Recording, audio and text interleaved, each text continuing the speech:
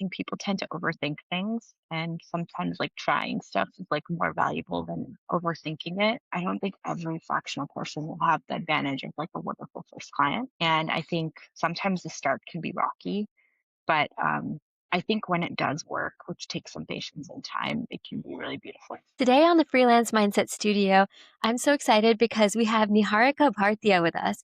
And Niharika is here because we are talking all things fractional today. Niharika is a fractional sales leader and sales coach.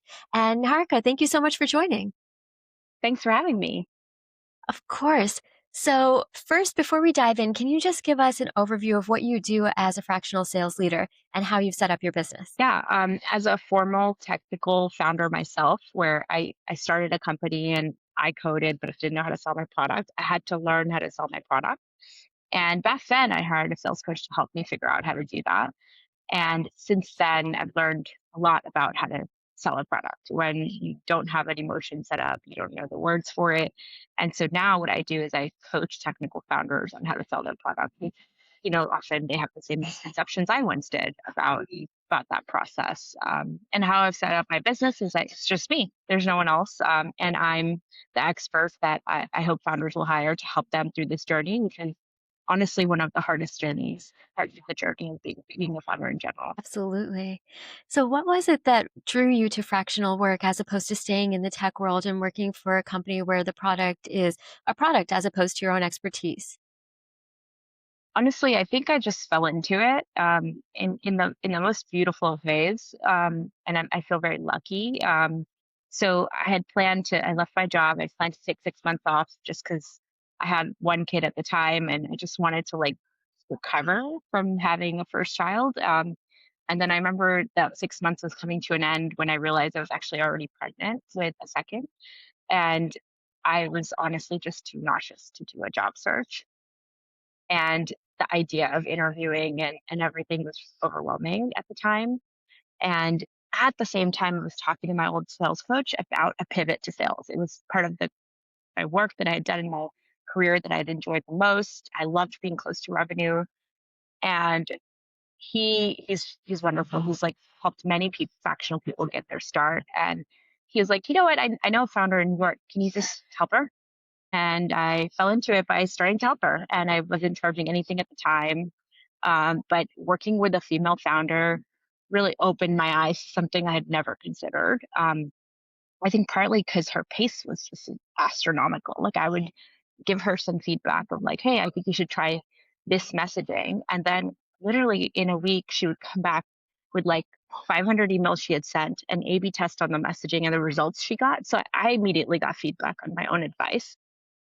And I think that was like it was so refreshing after having been in a large company for a while where the pace just slows over time. And it doesn't feel that way because it happens so slowly. But like, 1,500 company to like working with this one founder directly and like seeing her pace is really, really massive difference. And then I think the other difference is I worked in strategy. I led strategy at Fivetran, and I was mostly surrounded by like a white male executive team.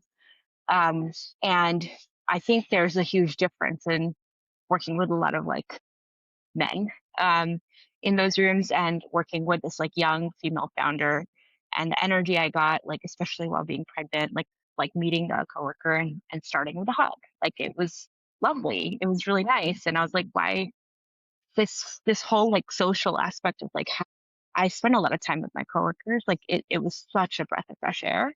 Um, that between those two things, I realized it was like pretty good fit and I wanted to explore it further.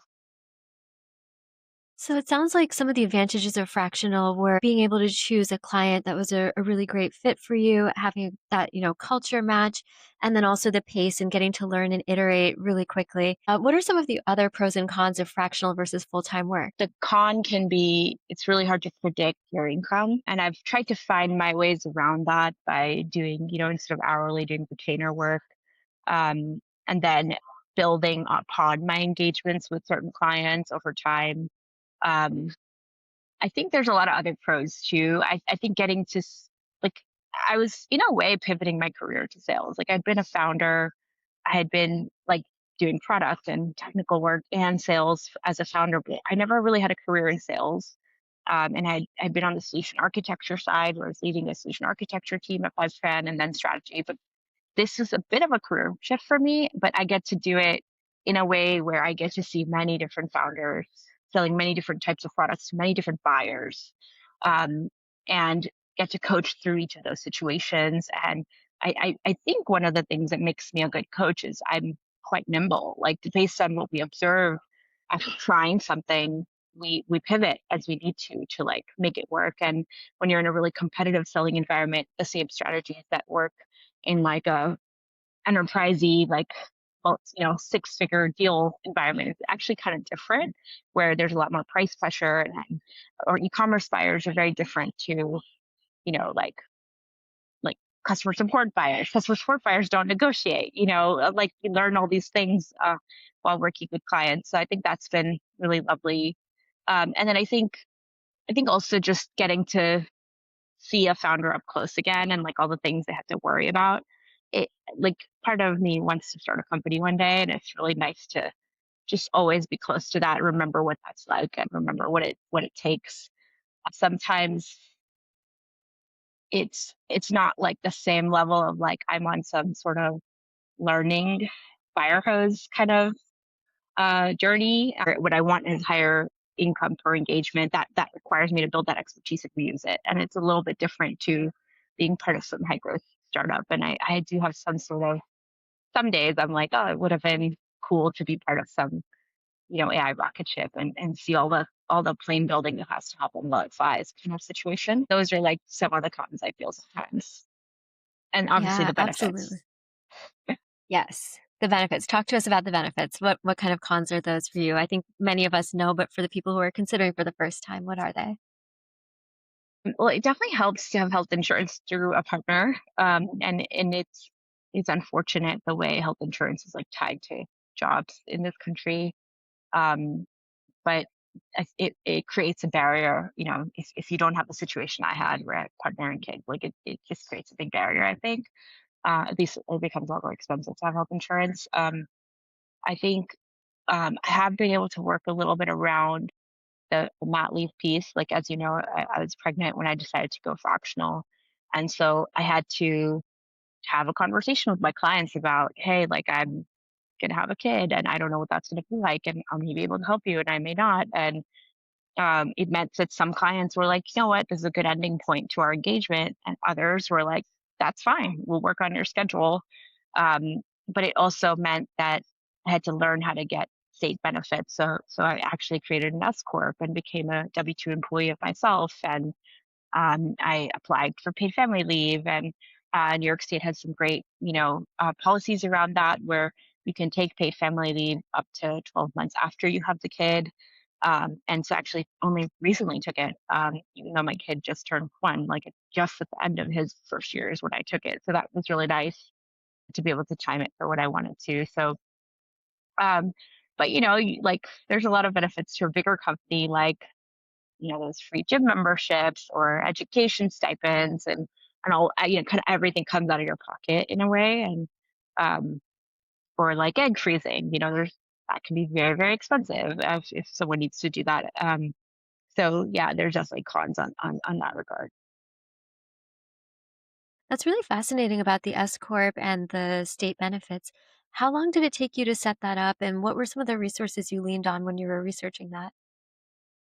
Yeah, it was quite a painful process, and I would say the service I used, I'm not sure I can recommend because I'm a devil in the details person, and they got all the details wrong. But I used the help of Collective to set up my S corp at the beginning. I made all the like rookie mistakes where like I was doing it in a rush. Generally, what I recommend to people is if you're definitely not planning a family, um, and if you're just getting started, just get started. The Collective is a platform that can help you set it up, but you can also ChatGPT it. Quite helpful.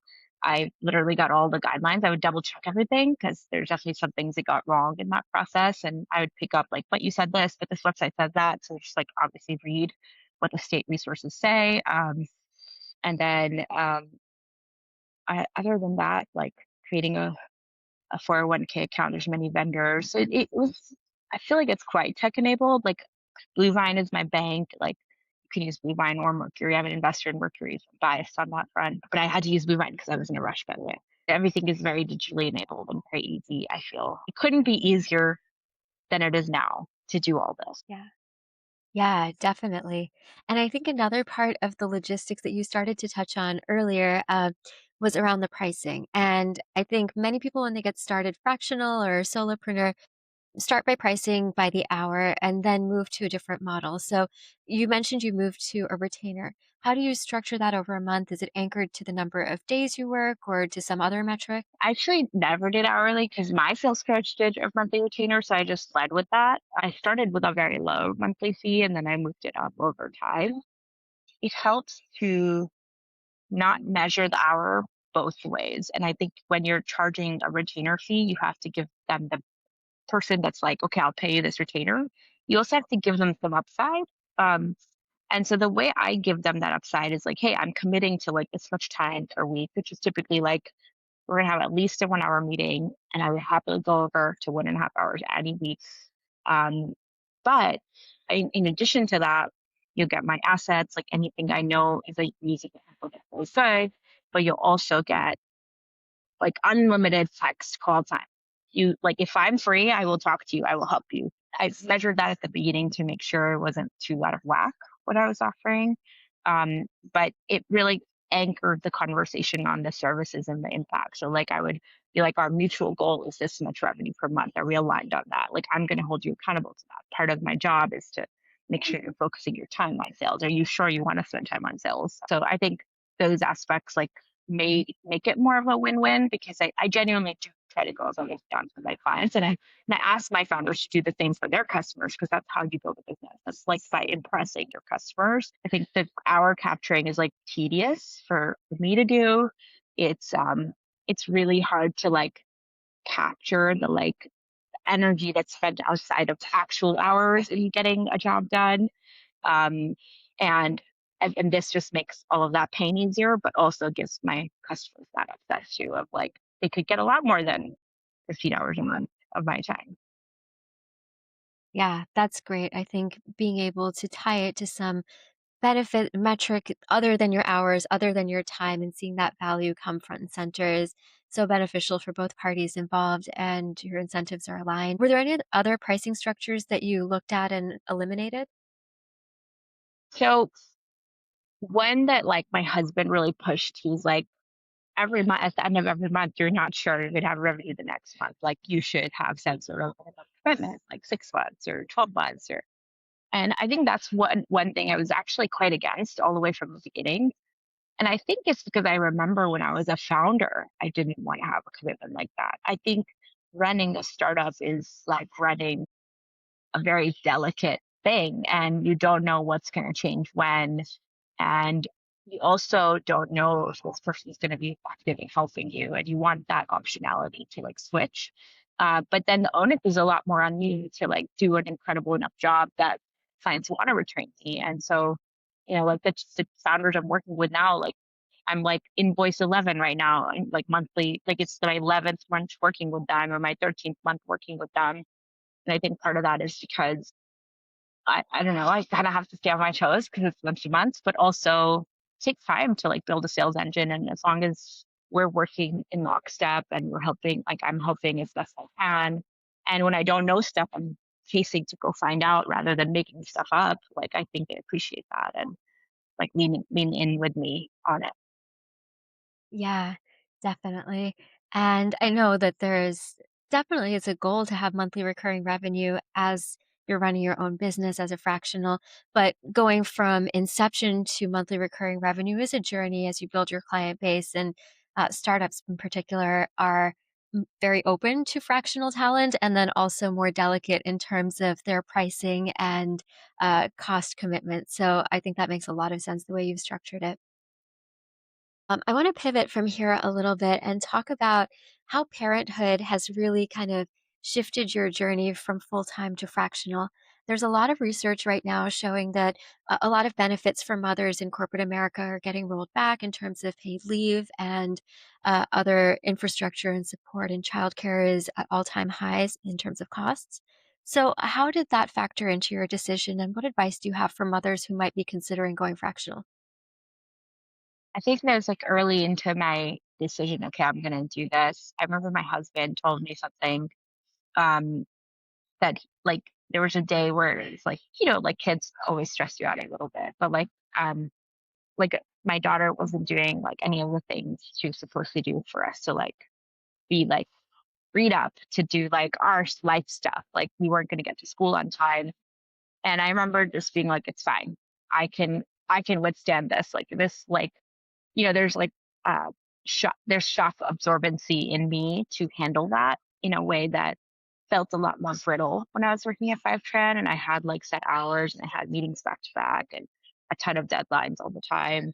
And so I think what we realized is that I'm always going to be the less stressed parent, and there's a huge value to that in like what my kids get. They always get like one person, one adult in the room that's like able to de-escalate because it's not like, every situation I'm a stressed parent, but like definitely a lot of them. Because I don't have this like weight of everything is tight. Like I remember I talked to a friend early on who's a mom before I became one, and she was like, there's just like a set number of hours where your partner can do like within reason while having a kid. Like it's so there's just like between you, you have like maybe 90 hours, and maybe one partner takes 60 of those, but the other then needs to compromise or vice versa. But like there's a finite resource of like hours you have outside of parenting as a unit that like you have to work within. And so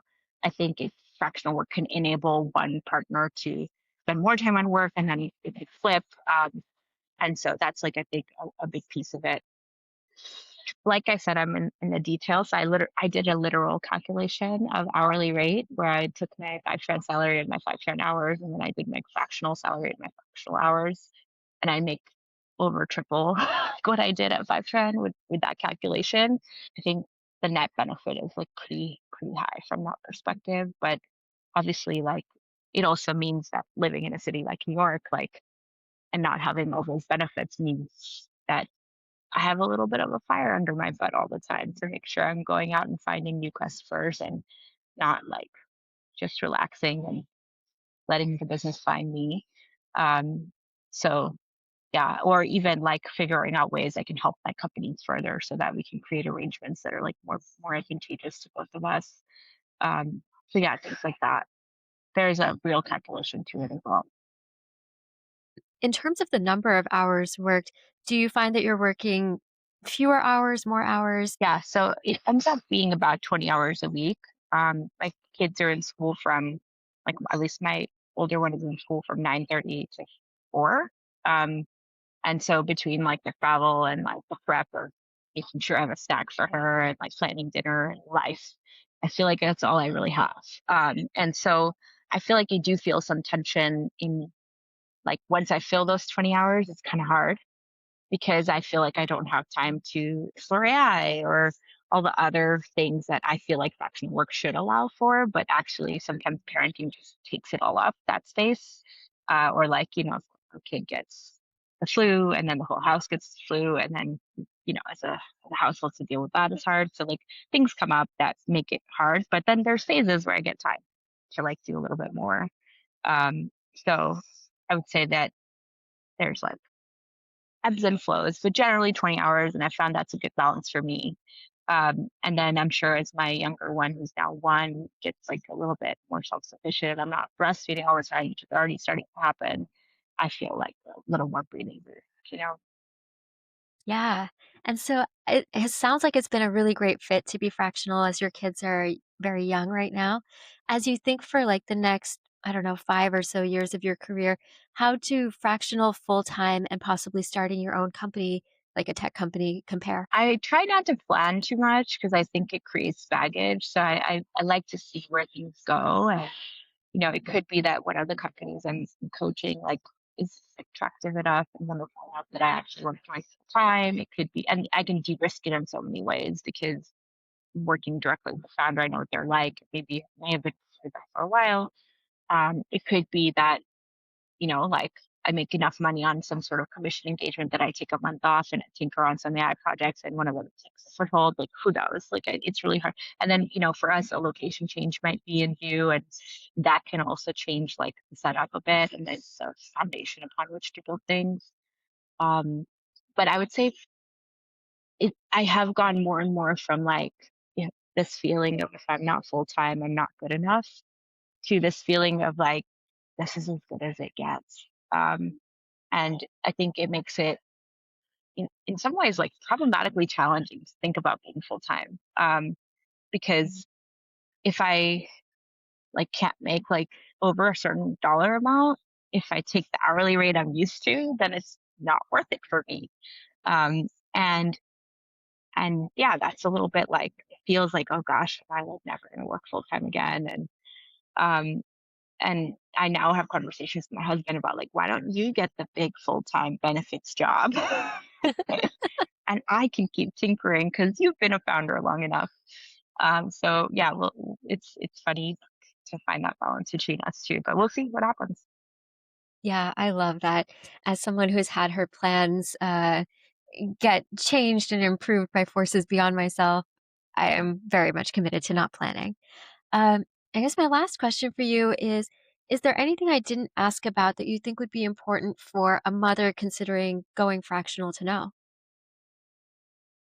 I think there's like probably two things. Like one thing is I think people tend to overthink things, and sometimes like trying stuff is like more valuable than overthinking it, which may work against like someone with seeking out podcasts of this nature in general. But I mean, some knowledge is definitely good to have going into something. But like, I think that has helped me like get started on things. And then I would say the other is like I don't think every fractional person will have the advantage of like a wonderful first client. Um, and I think sometimes the start can be rocky, but I think when it does work, which takes some patience and time, it can be really beautiful.